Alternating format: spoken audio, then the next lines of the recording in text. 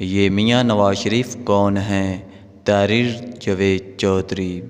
میں نے ڈرائیور سے پوچھا، آپ کتنے وزرائے اعظم کے ساتھ ڈیوٹی کر چکے ہیں؟ اس نے سر کھنچایا اور بولا، میں 7 وزیر اعظموں کا ڈرائیور رہ چکا ہوں۔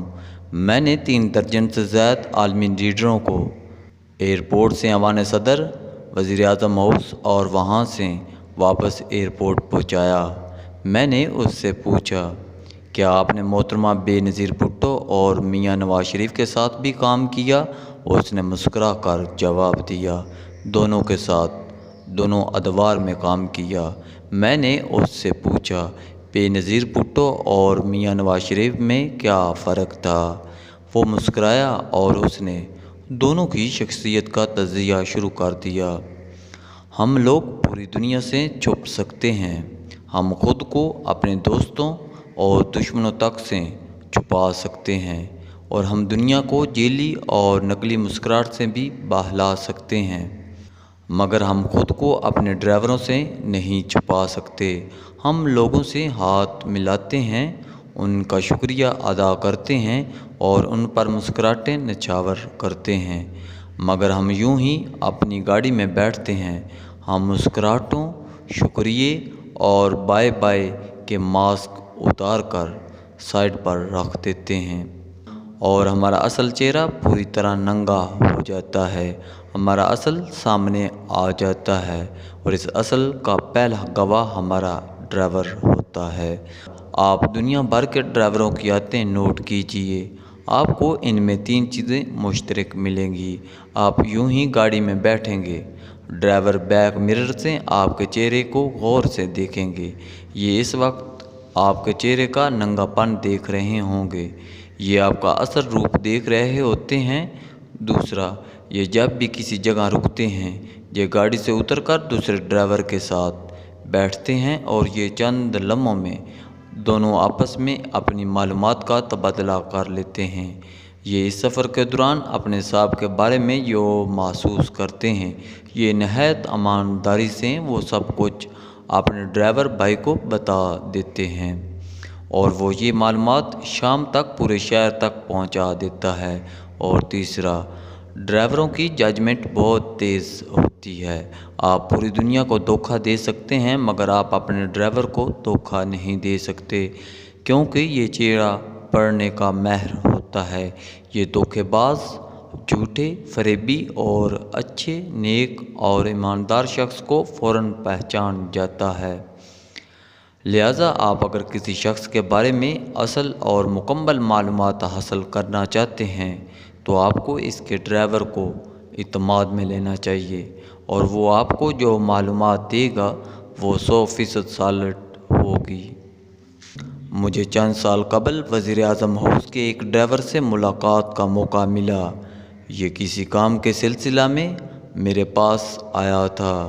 میں نے اسے اپنے پاس بٹھا لیا اور اس کے موجودہ اور سابقہ صاحبوں کے بارے میں پوچھنا شروع کر دیا۔ وہ آہستہ آہستہ بتاتا چلا گیا اور میں حیران ہوتا گیا۔ میں نے اس سے محترمہ بے نظیر بھٹو اور میاں نواز شریف کے بارے میں خصوصی طور سے پوچھا۔ اس کا کہنا تھا، محترمہ بے نظیر بھٹو بہت ڈاڈھی یعنی سخت خاتون تھی، لوگ ان سے بہت ڈرتے تھے۔ وہ درجنوں لوگوں کی موجودگی میں اپنے سٹاف کو جھڑک دیتی تھی۔ انہوں نے ایک بار اپنے پرنسپل سیکرٹری کو ایک قمیض دی اور میچنگ دوپٹے خریدنے کا حکم دے دیا۔ وہ بیچارہ اس معاملے میں کوڑا تھا۔ وہ 2-3 دوپٹے خرید لایا، مگر محترمہ کو پسند نہ آئے، چنانچہ انہوں نے گاڑی میں میرے سامنے انہیں جھاڑ پھیلا دی۔ وہ ایئرپورٹ جاتے ہوئے راستے میں گاڑی رکوا کر ناپسندیدہ افسر کو نیچے بھی اتار دیتی تھی، جبکہ میاں نواز شریف ان کے برعکس ایک نرم طبع انسان تھے۔ وہ غصہ پی جاتے تھے۔ میں نے میاں نواز شریف سے متعلق کوئی دلچسپ واقعہ سننے کی درخواست کی۔ اس نے ہنس کر بتایا، یہ 1992 کا واقعہ ہے۔ سعید مہندی صاحب اس وقت راولپنڈی ڈویژن کے کمشنر تھے، اور میاں نواز شریف وزیر اعظم اور محترمہ بے نظیر بھٹو اپوزیشن لیڈر تھی۔ بی بی ان دنوں میں میاں نواز شریف کے خلاف راولپنڈی اور اسلام آباد میں جلوس نکالتی تھی، یہ لانگ مارچ بھی کرتی تھی۔ میاں صاحب ان جلوسوں سے بہت تنگ تھے۔ محترمہ ایک دن راولپنڈی میں جلوس نکالنے کا اعلان کر دیا۔ میاں نواز شریف نے سعید مہندی کو حکم دیا، آپ بی بی کو روکیں گے؟ سعید مہندی نے پوری کوشش کی مگر بی بی انتظامیہ کو چکمہ دے کر راولپنڈی پہنچ گئی۔ انٹرنیشنل میڈیا بھی وہاں آ گیا اور اس نے بی بی کو بے تحاشا کوریج دی۔ میاں صاحب سعید مہندی سے ناراض ہو گئے۔ مہندی صاحب انہیں مل کر اپنی پوزیشن واضح کرنا چاہتے تھے مگر میاں صاحب ان سے ملاقات کے لیے راضی نہیں ہو رہے تھے۔ میاں صاحب کے سیکرٹری مہندی صاحب کے بارے میں سافٹ کارنر رکھتے تھے، یہ روز سعید مہندی کا نام وزیر اعظم کے ملاقاتوں کی فہرست میں ڈال دیتے تھے لیکن میاں صاحب ان کا نام کاٹ دیتے تھے۔ سیکرٹری صاحب نے آخر میں میری مدد لی، انہوں نے مجھ سے کہا، میاں صاحب آج وزیر اعظم ہاؤس سے ایئرپورٹ جائیں گے، تم نے مہندی صاحب کو گاڑی میں بٹھا لینا ہے۔ سیکرٹری صاحب کو یقین تھا میاں نواز شریف مہندی صاحب کو کم از کم گاڑی سے نہیں اتاریں گے۔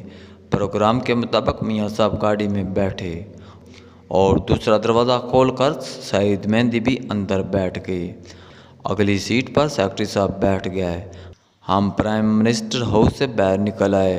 پروٹوکول کے مطابق وزیر اعظم اور صدر 24 منٹ میں ایئرپورٹ پہنچتے ہیں اور انہیں وقت پر پہنچانا میری ذمہ داری ہوتی ہے۔ سعید مہندی نے گفتگو شروع کر دی۔ میاں نواز شریف نے دوسری طرف منہ پھیر لیا مگر مہندی صاحب بولتے رہے۔ میاں نواز شریف کی عادت ہے، یہ جب غصے میں آتے ہیں تو ان کے کان سرخ ہو جاتے ہیں۔ میں بیک مرر میں دیکھ رہا تھا، میاں صاحب کے دونوں کان سرخ تھے۔ میں ڈر گیا مگر سعید مہندی مسلسل بول رہے تھے۔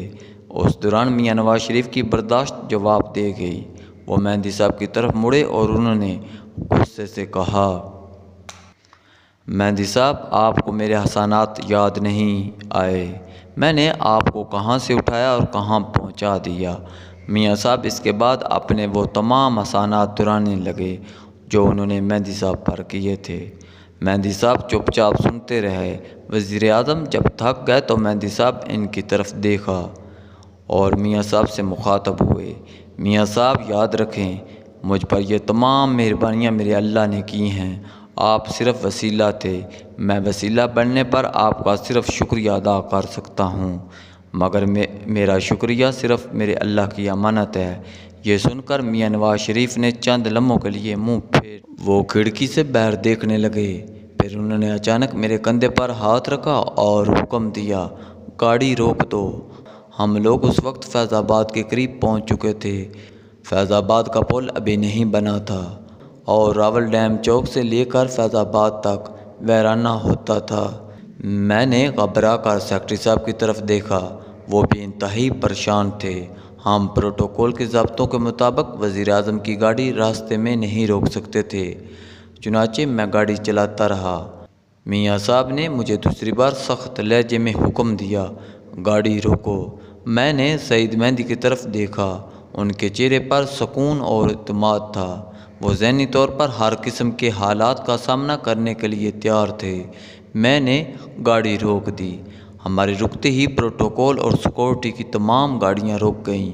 کمانڈو نے نیچے کود کر پوزیشن سنبھال لی۔ میاں صاحب گاڑی سے اترے اور سڑک سے نیچے اتر گئے۔ سامنے جھاڑیاں تھیں، وہ جھاڑیوں میں چلے گئے۔ ہم خوف اور پریشانی کے عالم میں انہیں دیکھنے لگے۔ وہ جھاڑیوں میں ککر کے ایک درخت کے قریب رک گئے، کانوں تک ہاتھ اٹھائے اور نماز شروع کر دی۔ وہ ننگی زمین پر رکوع بھی کر رہے تھے اور سجدے بھی، اور ہم لوگ انہیں بلندی سے دیکھ رہے تھے۔ ہم میں سے کسی میں نیچے اترنے کی ہمت نہیں تھی۔ وزیر اعظم نے 2 نفل پڑھے، دعا کی اور واپس آ گئے۔ ان کے کپڑے اور جوتے گندے ہو چکے تھے۔ ہمارا قافلہ چل پڑا، گاڑی میں مکمل خاموشی تھی۔ سیکرٹری صاحب نے ذرا سی ہمت کی اور گیلے ٹیشو کا ڈبہ ان کی طرف بڑھا دیا۔ میاں صاحب نے ایک ٹیشو اٹھایا اور سعید مہندی سے مخاطب ہوئے، مہندی صاحب میں معافی چاہتا ہوں، میں غصے میں بڑا بول گیا تھا، آپ کی بات درست تھی، ہم انسان کسی کو کچھ نہیں دے سکتے، ہم صرف وسیلہ بنتے ہیں۔ مجھے محسوس ہوا میں تکبر میں آ گیا ہوں، چنانچہ میں نے فوراً توبہ کے 2 نفل ادا کیے، آپ بھی مجھے معاف کر دیں۔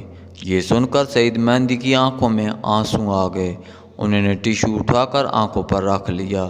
میاں صاحب ایئرپورٹ پر اترے، جہاز پر بیٹھے اور لاہور روانہ ہو گئے، لیکن یہ واقعہ ہمیشہ کے لیے میرے ذہن میں نقش ہو گیا۔ مجھے یہ واقعہ وزیر اعظم ہاؤس کے ڈرائیور نے یوسف رضا گیلانی کے دور میں سنایا تھا۔ آج اس واقعے کو سنے ہوئے کئی سال گزر چکے ہیں۔ میاں نواز شریف 3 بار وزیر اعظم بن چکے ہیں۔ میں جب بھی ٹی وی یا اخبار میں یہ خبر دیکھتا ہوں تو مجھے یہ واقعہ یاد آ جاتا ہے اور میں سوچتا ہوں 2013 کے میاں نواز شریف کون ہیں؟ یہ اکتوبر 1999 کے وہ میاں نواز شریف ہیں جو 2/3 اکثریت کے تکبر میں مبتلا ہو کر مینار پاکستان بننے کی کوشش میں لگ گئے تھے، یا پھر یہ 1992 کے وہ نواز شریف ہیں جو تکبر سے بھرے چند فقرے بولنے کے بعد توبہ کے لیے ننگی زمین پر جھک گئے۔ یہ میاں نواز شریف کون ہے؟ یہ سوال صرف سوال نہیں ہے، یہ میاں نواز شریف کا مستقبل بھی ہے۔ اگر میاں نواز شریف نے پچھلے برسوں سے یہ سیکھ لیا ہے کہ اختیار اور اقتدار صرف اور صرف اللہ کی دین ہے، تو پھر کوئی طاقت میاں صاحب کا راستہ نہیں روک سکے گی۔ اللہ کو عاجزی پسند ہے اور ہم عاجزی سے ہی اللہ کو راضی رکھ سکتے ہیں، ورنہ بادشاہ تو فرعون بھی تھا اور یہ میاں نواز شریف سے زیادہ مضبوط بھی تھا۔